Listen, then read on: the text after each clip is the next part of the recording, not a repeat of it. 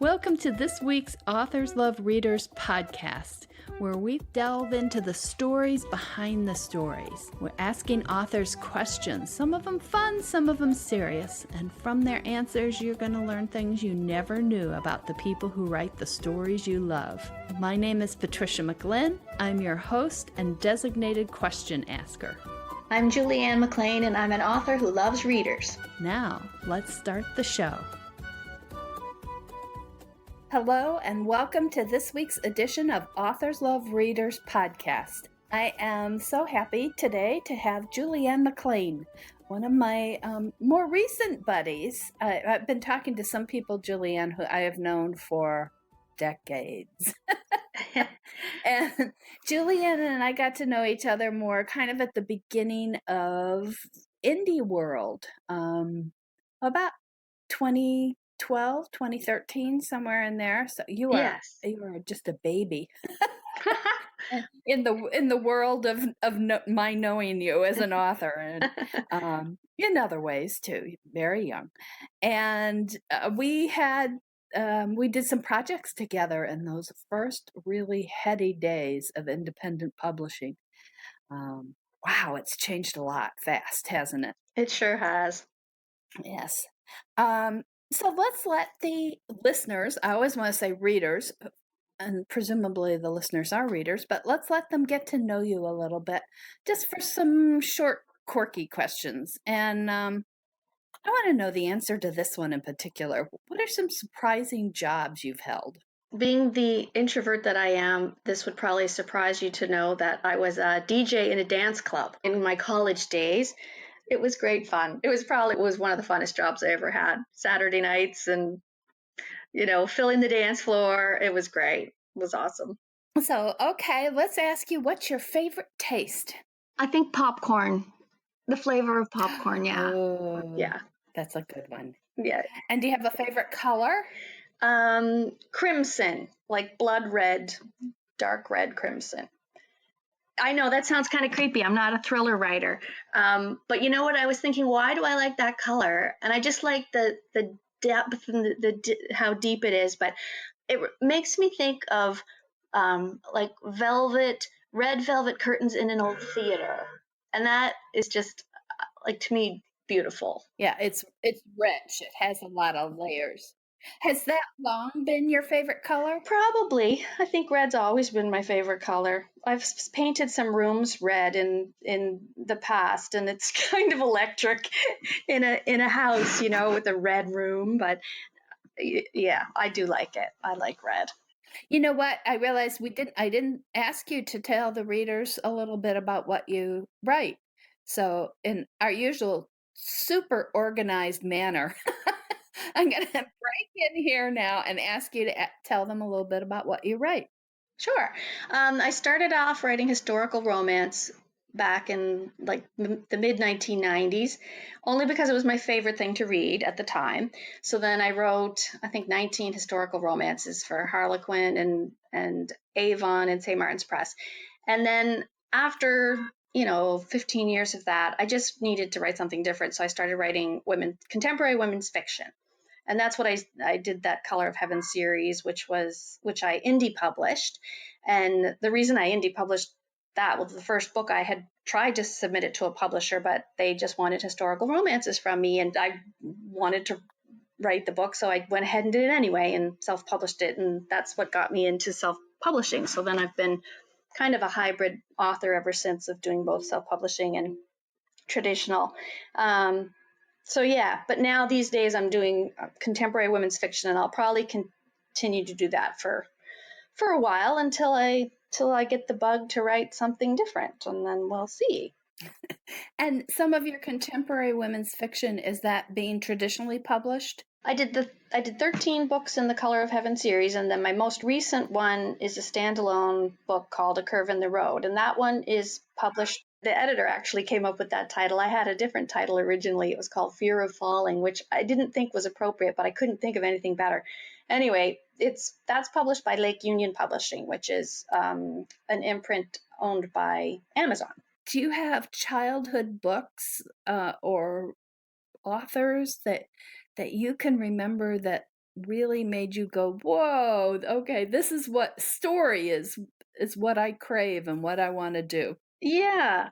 Although at the time, I mean, the first novel that I read that sort of blew my socks off would have been, I was young, I was like 12 years old, was Judy Blume and all of her books. I just blew through all of them. But once I started reading those, it was just, I think it's entering into adulthood and starting to see, books in a different way. But that's what started me loving novels. And then when I got to university and I decided to major in English only because it was I didn't know what to do with my life, but I was at university and I knew I was doing an arts degree, and I majored in English just because it was my favorite subject. I enjoyed the class more than any other class, and I think the reason I enjoyed it so much was because the professor had such a passion for books. And when I read Jane Eyre, that was my first real, I guess, truly adult book that I read, because I would read YA through high school and young adult types of books, and I mean, I read the stuff we're supposed to read in high school, like To Kill a Mockingbird and those kinds of things. But when I read Jane Eyre, I remember where I was sitting in the library at the university and just being so engrossed in it. And really, it's a romance, right? So, and that was the moment that set me off of deciding to major in English, and then after I graduated, gravitating towards historical romance. So, yeah, Jane Eyre, I guess, would probably be the first book that really kind of changed my world for the better. She suffers so much in it. Do you tend to make your characters suffer as much as Jane Eyre? Yeah, I think I do. And it's funny because like my like even my Color of Heaven books and the contemporary ones, and even the historicals as well, but the characters usually go through a really rough time. Like I throw a lot of awful stuff at them, and I put them through, not just one bad thing happening, but I pile another thing on and another thing, and I pile a lot of bad things on, but it always ends well. And that's important to me too. Like I think I once heard the description of um, tragedy with a happy ending, and I think that's the kind of book I like to read, and those are the kind of books I read. It's very tragic all the way, but then it ends well, and I think the ending is more uplifting because of how low you've been and the awful things that are happening. So when it's uplifting at the end, it just feels so good after all the bad stuff. How do you feel as you're making those characters suffer? Do you suffer with them, or are you like, ha ha ha ha?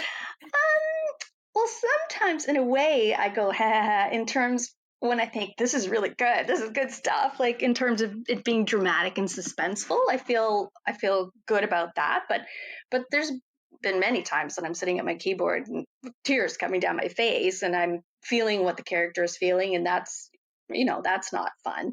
Um, but then I usually know that I must be doing something right. If I feel emotional about it, then I think the reader will probably feel emotional about it too, which is what you want. Like I mean, I enjoy an emotional read more than anything else, and I think a lot of readers do. So yeah, Does that mood carry over to your real life, or can you leave it at the keyboard? I can leave it at the keyboard, but like it won't bring me down. Like if characters are going through a rough time, it won't bring me down. But when I go to bed at night, when I wake up, the first thing I think about in the morning about whatever happened to them the day before when I was writing, and I think about how would they really be thinking about that, and how would they feel about it today, and I they're on my mind, but it's the characters that are on my mind, and it doesn't it yeah, it doesn't make me unhappy in real life. I always feel good if I've accomplished something that day, writing wise, like whether it's my page count, like if I wrote 7 or 8 pages, I always feel really good about that, even if the pages were tragic, and I come out of it feeling like I did a good job. I wrote some good stuff today, even though it wasn't necessarily happy stuff. I still feel really good. So, and I'm one of those writers who I feel having written is the best feeling in the world. Like just having filled filled those blank pages. And it's just, I feel euphoric. Like at night if I close my laptop and I've done 10 pages, I'm just on top of the world. So that's great job satisfaction. That part of it is. We're going to go off. And I'll come back to some other questions, but this leads right off of what you've been saying, because one of the readers who's asked questions has asked if you work in a particular place, if you have, like, do you have an inspiring view? Do you have a certain routine that you write to? Well, yes, when I'm writing a first draft, I have a definite routine, and it's I wake up in the morning. I usually write in my pajamas until I don't get dressed, and I start editing what I did the day before in the morning. So usually write from 9 to 12 or 1. So I do 4 hours in the morning, and usually polishing up what I did the day before and then trying to continue to move forward. So I might get like maybe 2 pages usually in the mornings. And then I break for lunch. I take the afternoon off. I go get groceries. I get supper ready. I run errands. Or just putter around. And then I start up again at 4 p.m. and I write from 4 p.m. till usually 9 with a break for supper. So I do sort of 4 or 5 hour sprints at different times of the day. And I have found this to be true. If I try to write all day long, like 8 hours, I just can't. Like I run out of gas. And I heard somewhere that it was a statistic that you can only be creative for 4 hours at a time. Now I realize everybody's different, but I can usually get I usually aim to do 7 pages a day. That's a minimum. And then 10 pages is a really great day. So, and then throughout the week, I make sure I get at least 30 pages, and I try for 40. So some days are better than others. Like I may have days where I only do 5 pages just because the story wasn't flowing or I was tired or whatever. But then I might have a 10 or a 12 page day, and that'll make up the difference. And then if I need to take a day off, I don't always take Saturdays off or Sundays off. I take the day off when I need it. So my husband's very supportive, thank goodness, because when I'm writing a first draft, he knows it's just like we're kind of I go in the cave for weeks, and until the book is done, and I might take a week off in the middle and we can go on a vacation or something. But he knows that most evenings I'm probably not going to be going to movies every night and doing things every night. Although, if we get invited to a party or dinner party, I will take the night off and go do that. But it's generally like 7 days a week I make myself available to the muse, I guess, and at least try. But writing a first draft I find very intense. It's an intense period. And then when I'm done, I need to take a month off and just not look at it, not write, and binge read other authors and go to movies and do other things. But yeah, it's like I'm on lockdown when I'm doing that first draft, and it's pretty much 7 days a week. Let's bring it back to the books. What do you read for fun, Julianne? Oh, well, I love to binge read whenever I finish reading or finish writing a book.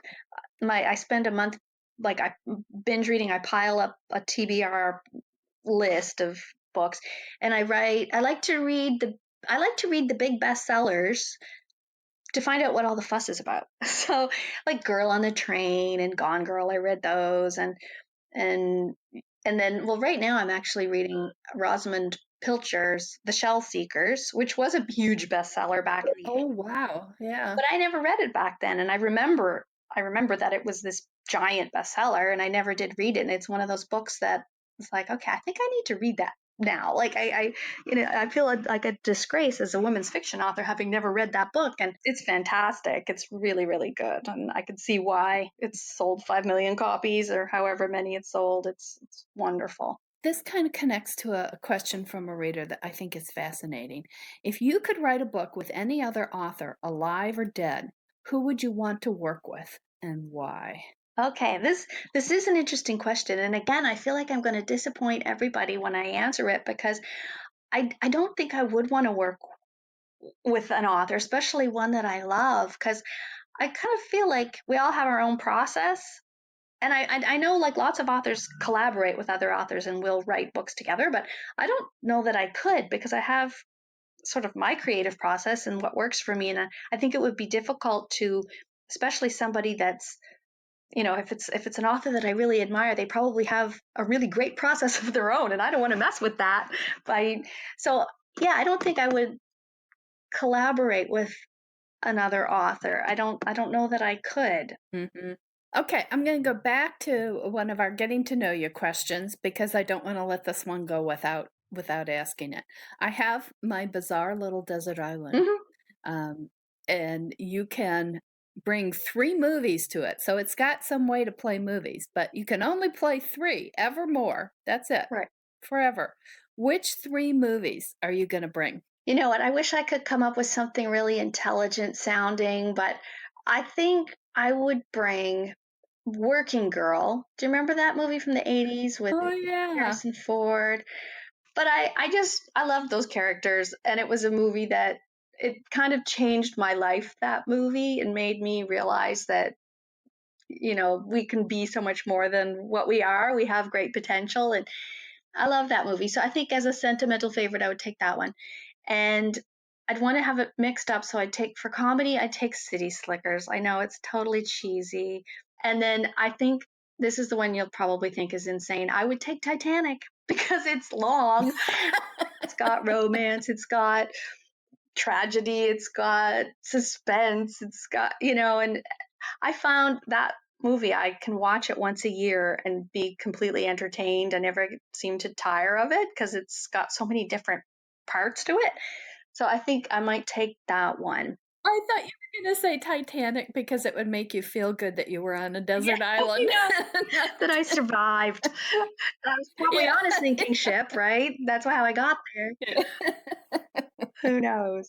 Uh, well, let's see. I like to see connections among the movies, and I can really see Working Girl and City Slickers of people, both of them, people realizing they are more than they thought they were, and maybe in a way in Titanic, although that's not my favorite movie. But in the very, very end, remember when my interpretation of the ending of that movie, when she's in her bed, the old lady is in her bed, and it's showing the photographs from her life, and it's showing her flying in airplanes and riding horses and doing all the things that Jack had wanted her to do, and she did make so much more of her life. That's how she dies, because when Jack says to her, someday you're going to die an old lady in your bed, not here on this night, and that is how she goes. And then the very last scene is her going onto the ship again, and everyone applauds for her when she's at the clock and she meets Jack on the stairs,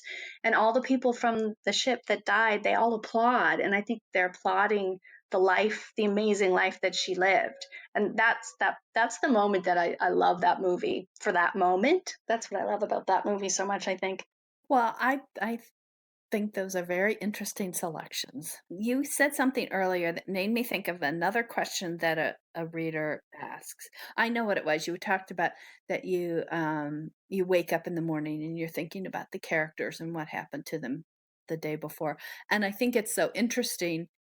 And you said what happened to them as opposed to what you did to them. I think that all of us tend to do that, to take a step away from what happened to the characters because it was the requirements of the story or their own personalities rather than us doing it to them.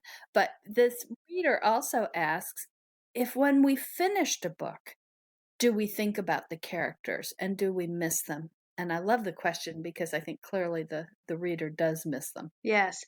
I love this question too. And I think it's a great question. But when I answer it, I feel like I'm going to disappoint everybody because, like, my first thought is, oh, the politically correct answer is yes, I think about my characters and I miss them. But to be honest, once I finish a book, I'm starting another book, and it's always those characters who are at the top of my mind, and those are the characters I'm thinking about when I go to bed at night and when I wake up in the morning. So the ones that I've written before, it's kind of like I've given them their story, and I'm all done with them, and I can and set them on their way, and off they go, and I don't really think about them. I will think about my books, and I will think about my characters fondly, but I don't miss them. I don't want to go back and be back there writing about them again. Especially once I feel like I've given them their happy ending and I've told their story, I don't feel like I need to tell more of their story. I don't necessarily want to go back there. Oftentimes I'll end up writing a book about a secondary character because that character never had their story told in that book, and I want to tell that person's story. So, and in that sense, the story continues through another set of characters. But generally, the answer would have to be no, I don't. I put them to bed and I send them on their way, and then I'm always thinking about the characters in whatever story I'm working on. Those are the ones I'm thinking about. When you do those secondary characters, then the characters from previous books, you'll revisit them a little bit? Yes. Yeah. They'll come back in and play a part in the next story for the sake of the new character. So I guess I do get to, still spend time with them, I suppose. But they don't have any more growth in that story. Like, their growth happens in their own book. Mm-hmm. There's not usually, well, I shouldn't say that. I have had a few times where I've had characters go through some new growth in the next book because of a different character that they're, sort of interacting with. Okay. If somebody has not read any of your books, what is a good entry point? What's a good book for them to get a sense? I'll give you a couple because you do have the historical and the contemporary. Right. Yeah, I guess my first question would be, do you like historical romance or do you like contemporary? So if they like historicals, I would say start with book 1 of any of my series books. So then the Highlanders, I think my Highlanders are the ones I'm most proud of, probably from my historicals. I've got a Highlander series. So Captured by the Highlanders, book 1, I would start there and go through the Highlanders. And I say that only, I don't know why I'm most proud of it. Maybe, I don't know. I think I did a lot of research for those books, and I just enjoyed reading them. Anyway, writing them. But then, so for contemporary stuff, I would either start with A Curve in the Road, which is a standalone book. So you could read that and just figure out if you like my kind of writing. And then I would say go back and read Color of Heaven. And that's a 13-book series, the Color of Heaven series. So if you like that, then you've got lots to go. But I would start with A Curve in the Road because it's a standalone book. So we talked about good books for people who are new to you to start with. Let's also, do you have any books that even your loyal readers maybe haven't paid as much attention to, aren't as familiar with as you would like? I think of them for myself as my orphan books. It's funny. I think one of my favorite Color of Heaven books was The Color of Love, which was number 6, and it's the one with the purple cover. And that one probably sold the slowest of all the other books. And I don't know why. I don't know if it was the purple. I don't know, or if it was the amount of promotion I did. I don't know. But it remains one of my favorites. And I'm all, now it's sort of leveled out, but yeah, I think when people ask me which book should I read, I like to say that one because it's different from the rest and it's kind of unique, and it's one of my favorites. Yeah. Okay, we are coming to my very favorite part. These are rapid fire, either or, and I'll just start. Okay. Binge watch or make the watching last as long as possible? Totally binge watch. Opera or show tunes? Show tunes. Day or night? Ooh, night. Paper plates or best china? Best china. House decorating or gardening? Oh God, house decorating. Paint or wallpaper? Paint. Pickup or sports car? Sports car. Hiking boots or cowboy boots? Hiking boots. Heels or slippers? Slippers. Appetizer or dessert? Dessert. Ice cream or cake? Oh, cake. Daisies or roses? Roses. Hot air balloon or train trip? Train. Mustard or ketchup? Ketchup. Cat or dog? Dog. Coffee or tea? Ooh, I love both, but I think Coffee's more decadent to me. Yeah. Oh, interesting. Okay. Winter Olympics or Summer Olympics? Summer. Sailboat or motorboat? Sailboat. Leggings or sweats? Leggings. Spring or fall? Fall. And this is the last one. Grab the best first or save the best for last?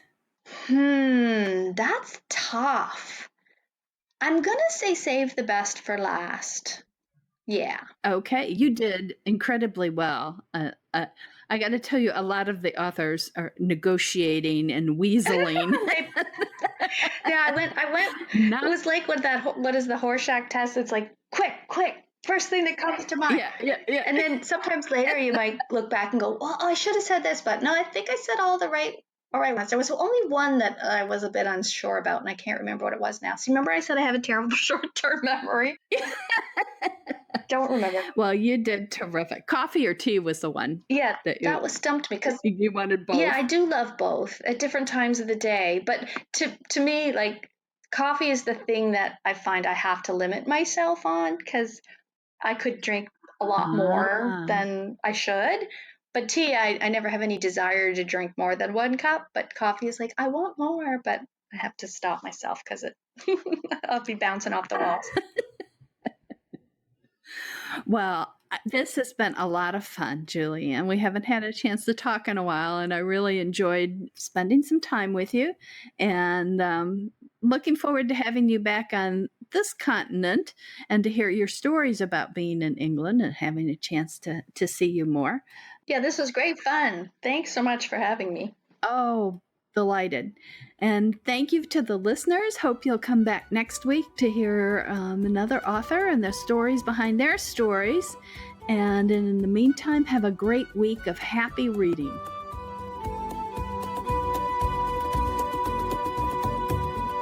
That's the show for this week. Hope you enjoyed it, and thank you for joining Authors Love Readers podcast. Remember, you can always find out more about our guest authors in the show notes, and you can find out more about me at www.patriciamclinn.com. You can also send in questions to be asked of future authors at podcast@authorslovereaders.com. Until next week, wishing you lots of happy reading. Bye.